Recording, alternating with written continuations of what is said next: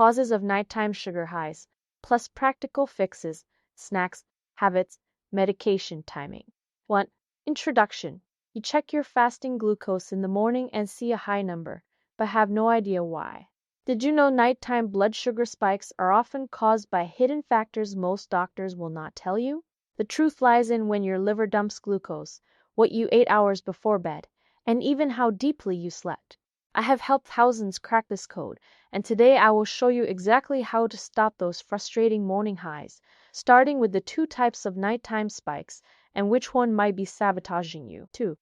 The 2 hidden culprits behind nighttime spikes. If you think eating sugar before bed is the only reason for high morning glucose readings, you are missing the key mechanisms at work. There are 2 main types of nighttime spikes that affect people differently: the dawn phenomenon and the Somogyi effect. These often slip under the radar because they happen while you sleep, leaving you confused when you check your levels in the morning. The dawn phenomenon works like your liver's internal alarm clock. Around 3-4 a.m., your body naturally releases stored glucose to prepare for waking up. For people with insulin resistance, this process can push blood sugar to high by morning. About 55% of people with diabetes experience this pattern regularly. According to clinical observations, it is your body doing what it thinks is helpful, just a bit too enthusiastically. The Somogyi effect is completely different. It is your body overcorrecting after a nighttime low. When blood sugar drops too much overnight, your system panics and floods your bloodstream with glucose as a protective measure. The tricky part, you likely slept through the low and only see the high reading later. This rebound effect accounts for about a quarter of unexplained morning spikes. Standard dietary advice often fails here because these patterns require specific solutions. You might be eating the perfect bedtime snack, but if you are dealing with the Somogyi effect, that snack needs different timing or composition. Or you might be exercising in the evening, not realizing it is triggering overnight lows that lead to morning highs. To figure out which pattern affects you, try checking your blood sugar at 3 a.m. for several nights. If your reading is high then, it is likely the dawn phenomenon. If it is low or normal at 3 a.m. but high by morning, you are probably experiencing the Somogyi rebound. Another clue, the Somogyi effect often comes with night sweats or restless sleep, while dawn phenomenon spikes typically happen without these symptoms. Now that you know these 2 patterns exist, we can examine what specifically triggers each one. The causes range from what you eat to how you sleep, and more importantly, when these factors occur. The solution starts with understanding whether your liver is being overly helpful or your body is overreacting to lows. 3. Why your liver is secretly raising your blood sugar.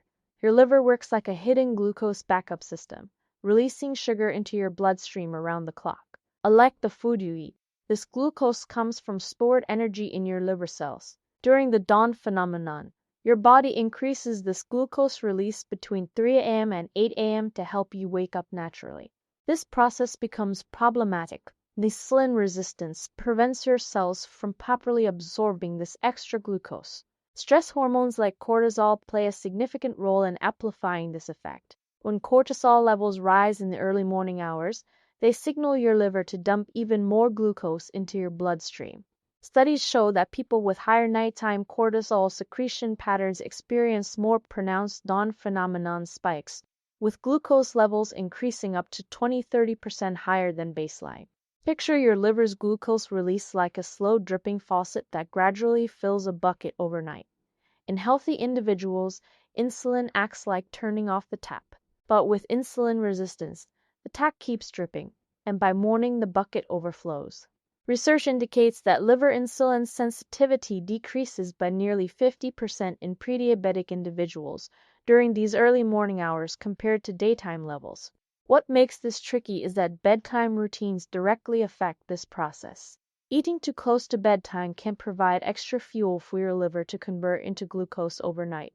Exercising too late might trigger stress responses that worsen the morning surge. Even the timing of your medications can influence how effectively your body manages this overnight glucose release. The right bedtime snack can help regulate this process. A combination of healthy fats and protein, like a tablespoon of almond butter or a small handful of nuts, slows digestion and provides steady energy through the night. This prevents your liver from feeling the need to release stored glucose. Clinical trials show this approach reduces morning fasting glucose by an average of 10-15 mg DTL compared to going to bed without a snack. Some people find that adjusting dinner timing makes a bigger difference. Moving your last meal at least 3 hours before bedtime gives your body time to process most of the glucose before your liver's overnight shift begins. Research confirms this timing reduces the liver's glucose production by nearly 25% during sleep. But what if your morning highs come from a completely different source? There is another pattern where your blood sugar actually goes too low first, before rebounding high. This opposite reaction requires completely different solutions and careful monitoring to uncover. 4. The rebound effect. You did not see coming. Sometimes, your blood sugar spikes because it dropped too low first. This surprising rebound effect, called the Somogyi effect, tricks many people who only see the high morning reading. Here is how it works. When glucose levels fall too much overnight, your body panics and floods your system with stress hormones like cortisol and adrenaline. These hormones trigger your liver to release stored glucose, often overshooting into high territory by morning. The problem is you probably slept right through the initial low. Unlike daytime lows that come with noticeable symptoms, nighttime hypoglycemia often happens silently. You might wake up feeling groggy or find your sheets damp from night sweats, but these subtle signs frequently go unnoticed. Studies show about 1 in 4 people taking insulin experience nocturnal hypoglycemia at least once a month without realizing it. Medication timing plays a major role in these rebound spikes.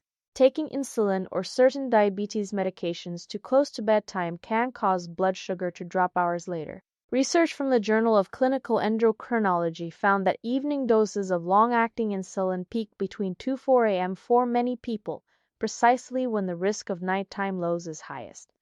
The same study showed adjusting medication timing reduced rebound highs by 42% in participants. To spot this pattern, you will need to check your glucose at strategic times. The most revealing check happens between 2-3 a.m. when lows typically occur. If you see numbers below 70 mg DL at this time, followed by elevated morning readings, you are likely dealing with the Somogyi effect. Some continuous glucose monitors can alert you to these nighttime drops automatically. Other clues include waking up with headaches, restless sleep, or unusual dreams. Your partner might notice you are more restless than usual. People often report nightmares or feeling like they barely slept when they have experienced a nighttime low. These symptoms happen because your brain was briefly starved of glucose during sleep. Fixing this requires different strategies than the dawn phenomenon. A small, balanced snack before bed with protein and complex carbs can help stabilize levels. Adjusting medication timing with your doctor's guidance often makes the biggest difference. Some find moving their evening dose earlier prevents the dangerous overnight dip. Now, let us talk about how your sleep quality itself affects morning glucose readings in ways you might not expect. 5. How sleep quality fuels your morning highs. Deep sleep does more than make you feel rested. It actively helps regulate your blood sugar.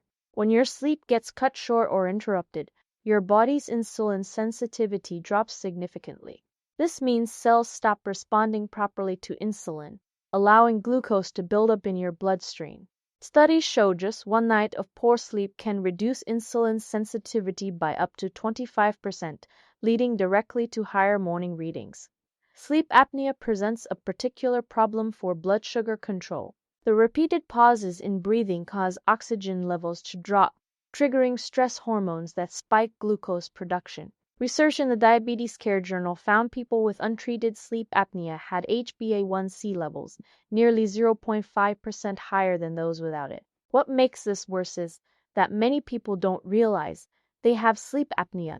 They just wake up feeling exhausted and see unexplained high glucose numbers. Think of interrupted sleep like charging your phone with a faulty cable. Each time sleep gets disrupted, it's like the charger unplugs briefly. Your phone, like your body, never gets fully charged. The result? A system running on low power that struggles to manage glucose effectively. Even without sleep apnea, simply waking up frequently or having irregular sleep patterns can raise fasting blood sugar by 10-15 mg DL, according to sleep studies. Improving sleep quality starts with basic but effective changes. Keeping a consistent sleep schedule trains your body's internal clock. Avoiding screens an hour before bed prevents blue light from disrupting melatonin production.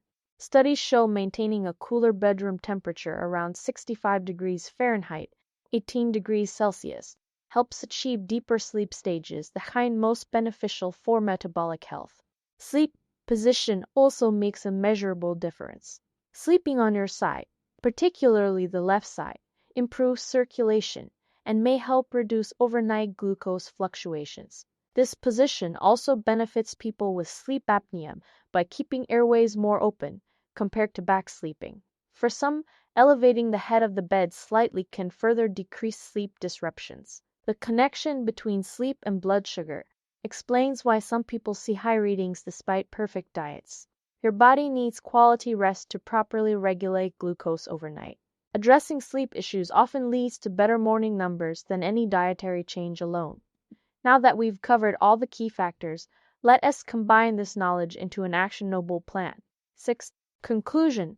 Nighttime blood sugar spikes are not random. They follow predictable patterns with clear solutions. Whether it is your liver releasing extra glucose, rebound highs from lows, or sleep disruptions, each cause has specific fixes. Start with one change tonight. Try a protein-rich bedtime snack.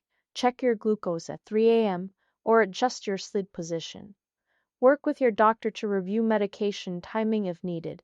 The morning numbers that frustrated you before do not have to stay a mystery. Tracking and small adjustments turn confusion into control.